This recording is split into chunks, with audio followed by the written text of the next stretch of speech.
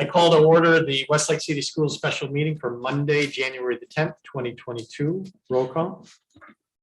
Lizinski, Here. Kraft, Here. Fanukin, Here. Kurnat, Here. Stoll. Here. Is there a motion to approve the agenda? Move. Second. Discussion? Roll call. Fanukin, Yes. Kurnat, Yes. Kraft, Yes. Lizinski, Yes. Stoll. Yes. Motion carries. 1D is the tax budget hearing. Yeah, if I could go over very briefly Thank you. the tax budget. This is the opportunity annually for the public to be heard on taxes if they so choose. By law, we are either required to present in front of some county officials in order to collect taxes, or we can provide an alternate tax budget, which we have historically chosen to do. So in front of you tonight, you have access to the alternate tax budget. The alternate tax budget is a little bit strange because we're focusing a little farther out than we typically would. It's not for this fiscal year, it's for next fiscal year 23. That would start in July of 22, so about 6 months out still. And as we look through it, it's a lot of it is just based on estimates because we're doing our best guess on what our revenue would be or what our expenses would be, and coming up with beginning balances and ending balances.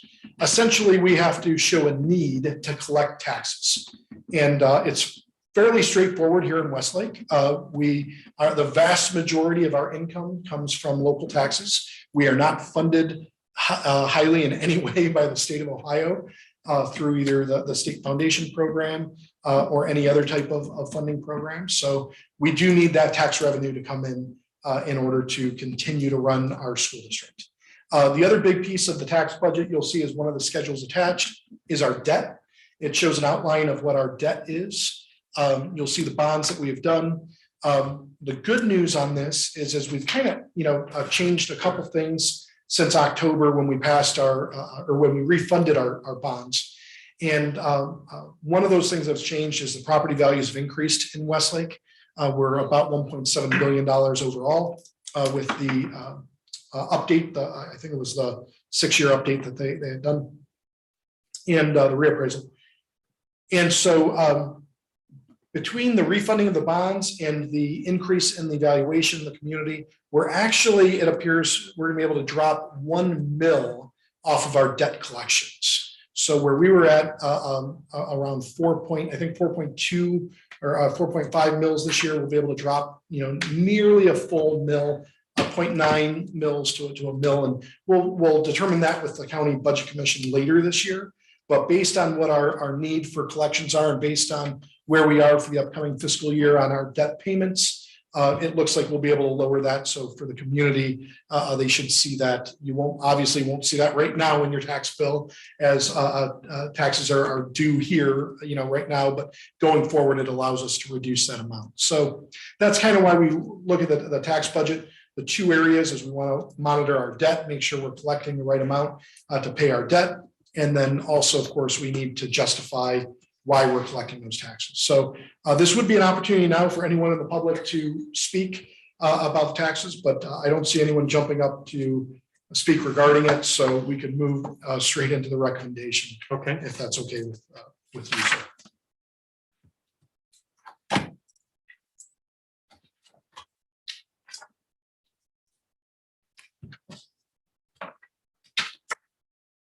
Moving on to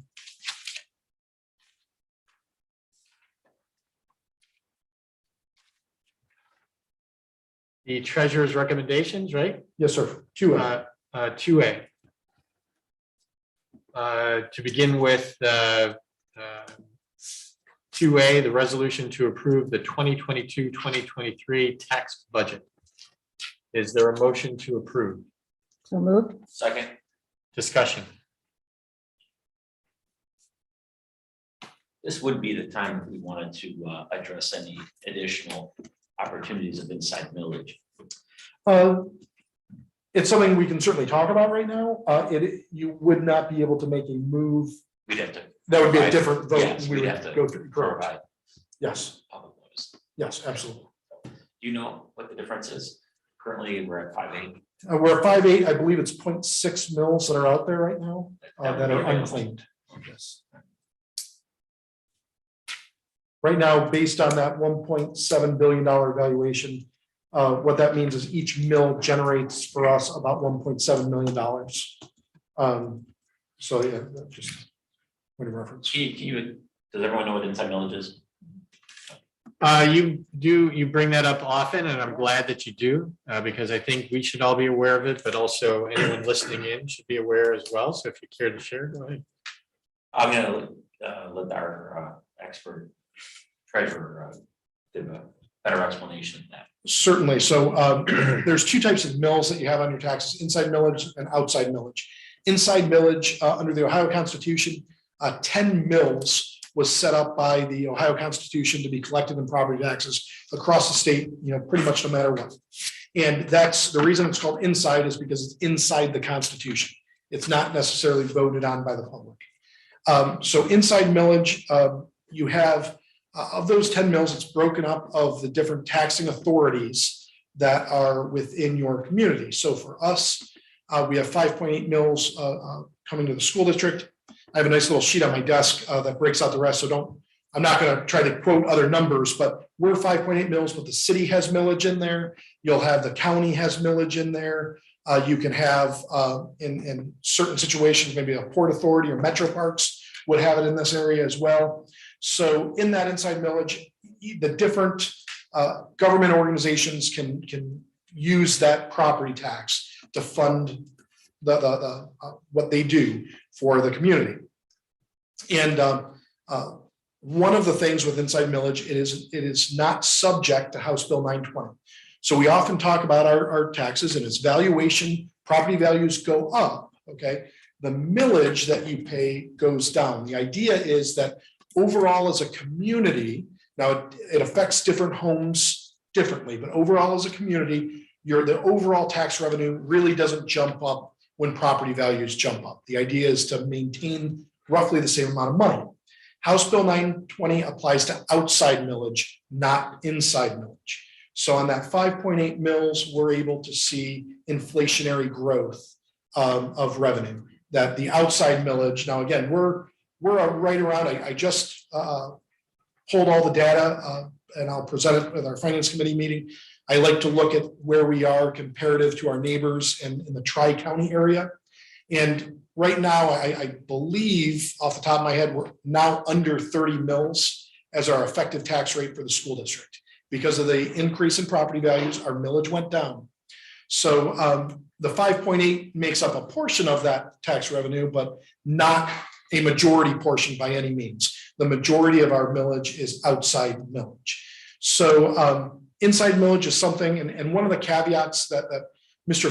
Finucane, I believe, is alluding to is under the law is a taxing authority like the Board of Education can pass a resolution to claim inside millage that is currently unclaimed. And right now there is unclaimed inside millage in Westlake. And again, my caution in general with it is it's something that if the board were to do it, you want to communicate it, you want to have that conversation openly with the community, because it is increasing the tax duplicate for our property owners in the community. So that's a conversation we want to have. We want to be very transparent about it. But it is an option for the board. And at this point, at 1.7 mils, off the top of my head, you'd be somewhere, in the range of, $800,000-$900,000 or so. Yeah. But I bring that up one because nobody likes to pass a resolution and increase taxes without representation. And tea parties about that. There was.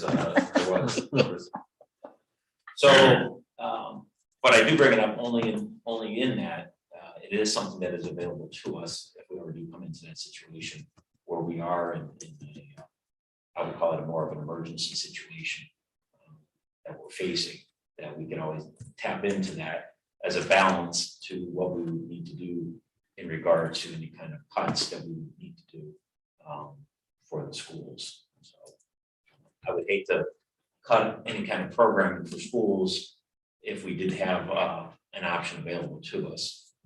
So that's really what I bring that up anyway for, so we're aware of it. As Mr. Hopkins says, 800,000 is a pretty significant amount of money on an annual basis. So you said there's 6 mills now available? 0.6. Oh, 6/10. 0.6, Yeah, 6/10 okay. of a mil. If it was 6, Oh, I know, I did the calculation here and I thought, man, let's go for it. Okay, 0.6. 0.6. Okay. And this does not have to be voted on by the public. Not by the public. It- Okay. It could be done and we need a public, you would, we have to, you would give public notice of a Yes. meeting. Right, okay. specifically for that. Absolutely.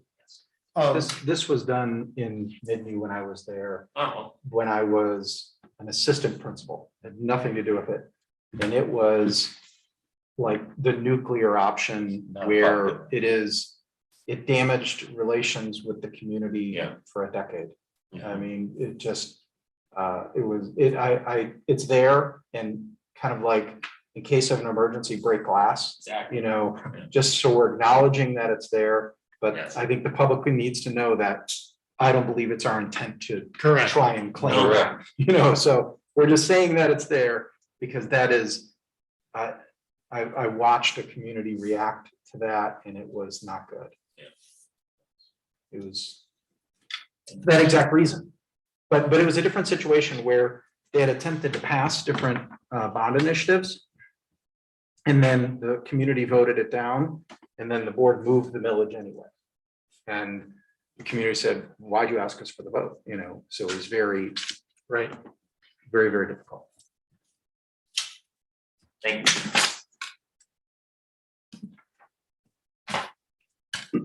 Further discussion. Roll call. Lizinski, Yes. Fanukin, Yes. Kraft, Yes. here not, Yes. Stoll. Yes. Motion carries. 2B is the resolution to update the state minimum wage. Is there a motion to approve 2B? So moved. Second. Discussion? Anything, Mr. Hopkins, that you want to add to that? As you may or may not be aware, the state of Ohio increased the minimum wage from $8.80 an hour to $9.30 an hour. This really only affects a very, very small subsection of employees in the district. None of our regularly employed employees, meaning that no one in any of our unions or regular employment, but it does affect some student workers who we utilize in the PAC or athletics. It does affect, I believe, one class of substitutes that come in. And so we will adjust everything accordingly to be in line with the new law. Further discussion? Mr. Hopkins, do you know, is it scheduled to progress over the next couple of years? I believe it is, yes. Yeah, and this one was an automatic one that was set a couple of years ago when they had made some changes. I believe it continues. So we'll see it on a annual basis, I'm assuming. And forgive me, did we move on that? I do have a motion and second. I have Kurnat and Fanukin. Fantastic. Further discussion? Roll call? Kurnat, Yes. Fanukin, Yes. Kraft, Yes. Lizinski, Yes. Stoll. Yes. Motion carries.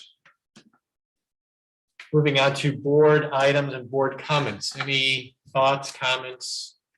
I have a comment. Yes. First of all, congratulations to our new president, Joe Kraft, and our Thank new vice president, Liz Pernat. Thank you for your willingness to serve. It's always appreciated. I know that on behalf of the entire board, the superintendent, the treasurer, the students, the staff, the community, we will give you your utmost support and in leading the district. So thank you. Also, I enjoyed my term as president. And I'm willing to turn the gavel over now to All Joe. right. So Super. Joe and Liz, and anything we can do to support you, please don't hesitate to ask. Awesome. Thank you. Thank you again for your leadership, and I too want to Congratulate Ms. Pranat, also Mr. Fanukin and Mrs. Lazinski, and really the entire board, our treasurer, and our superintendent. Looking forward to the rest of this fiscal year and this calendar year. Thanks for all you do, and thanks, of course, to our wonderful staff, all of our volunteers, our students, and our families, as we all work together for a great district. Other items, other thoughts or ideas? At the end of December, I had the opportunity to walk through Westlake Elementary School while they were having their winter parties. And it was really wonderful seeing parent volunteers in the building and kids dance partying, playing charades and all sorts of other fun, winter party games, and, making little crafts for bringing home for their families. And then I was also volunteering at the winter carnival at Lee Bernison. It was also great seeing all the parents in the building helping out for the kids to have a fun last day of school before winter break began. So it's really nice sort of seeing some normalcy in many ways. Other thoughts? I know Dr. Goggin had asked for representation from the board with regard to interviews for AD. Dr. Goggin, do you want to hear those people at this time or no? Yeah, I'd love to. Mr. Fanukin and Mrs. Lazinski would like to be a part of that process. Sounds good. And we'll see how, the reason I'm asking for that is, I don't know how they're going to structure the interviews, but I've seen them in the past where we would have like a room, like a candidate can go in a room with the coaches, another one, then a candidate can go in a room with, could be some parents or athletes or. That's what I did for Yeah. our last football. Right. And what I would like to do, if they do that, I would love to have some, like one of you in with the coaches and in with another group, just so you can hear the conversations that are happening as well. So you can, so when we do have the conversation and we bring a candidate forward, I'd have a couple people who actually sat through it and said, oh yeah, here's what we really liked about this person. And this is what we talked about. So you have direct information on how Coach's those perspective, conversations. parents' perspective.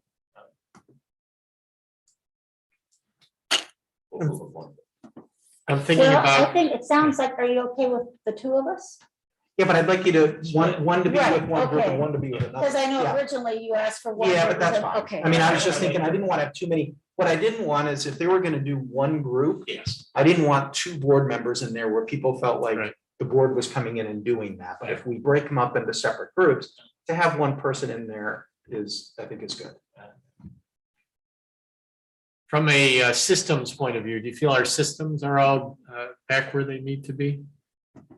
In which, Computer systems, the website. well, the website, no. So, I mean, the website, we don't, so that's run by an outside company. They had a situation. that was and specific to the website, It was only the website. It had nothing to do with our nothing to do with servers. systems. No. Interesting.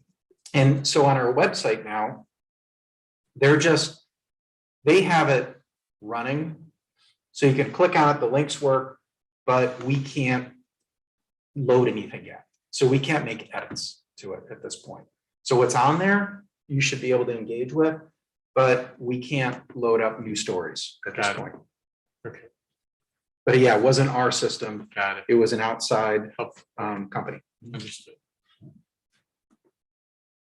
I know Founder's Day is a big day that's coming up, and I will be out of town for Founder's Day. I ask you to represent the board. for I Founder's should Day. be able to, but I need to double check. the calendar. Awesome, thank you. Is there a date set for it? Yeah. There is. I know it was, the date is, I know Dr. Goggin shared that with us, the 17th of February. You think they'll be able to have their, you know? I sure close hope it so. down. Yeah, I know. I mean, it just, Right now, it's on the calendar, Yeah. and I just want to make certain we're prepared. Yeah, I've got it on my calendar. All right, super. You also have the spaghetti dinner coming up. well, yeah, we have a night, is it Night of the Races coming up as well? Yep, that's on the 29th29th of January. Right. That's For boosters or for, That's the Westlake Education, I'm sorry, the Westlake Elementary School PTA. okay, Oh, the elementary. yeah, they're doing a night at the races. 29th? January 20th. Okay, I was gonna say there's no February 29th. February 17th is Founder's Day, January 20th. Dr. Goggin, we're very happy that you're with us here tonight. Thank you. And wanted Appreciate to it. ask you if you have plans to visit buildings. I'd love the opportunity to tag along with you. Sounds good. Super, just let me know. Yep. Also, Mr. Hopkins is working on new board photographs. If you have an interest in individual, great. I think the group photo is by far the most important. I know, that's what- And a group photo. So Mrs. Musselman like has the around the schools ready to go that we're about to send out, and it's a Yeah. board appreciation, so she's using that group photo. Oh, And I told her, I said, oh, Oh, Liz is not a big fan of that Oh. group it's not just me. photo. Not just Liz. no, Redo that. no. We will read. So we will definitely need a new group photo that everybody loves. It's coming soon. We're still waiting on a date. Okay. So thank you. I know Mr. Marsick is going to join us and we're working on a date for that as well because we're unable to do so in the fall. Anything else? It's good to see Dr. Hargan back. Thank you. Absolutely. Thank you. It's great to be back. Dr. Stoll, thank you for last year. Thank you. Is there a motion to adjourn? So move. Second? Discussion? Roll call. Adjourn at 7:01 PM. Fanukin, Yes. Stoll, Yes. Kraft. Yes, Lizinski, Yes. Here not. Yes. thank you. We are adjourned.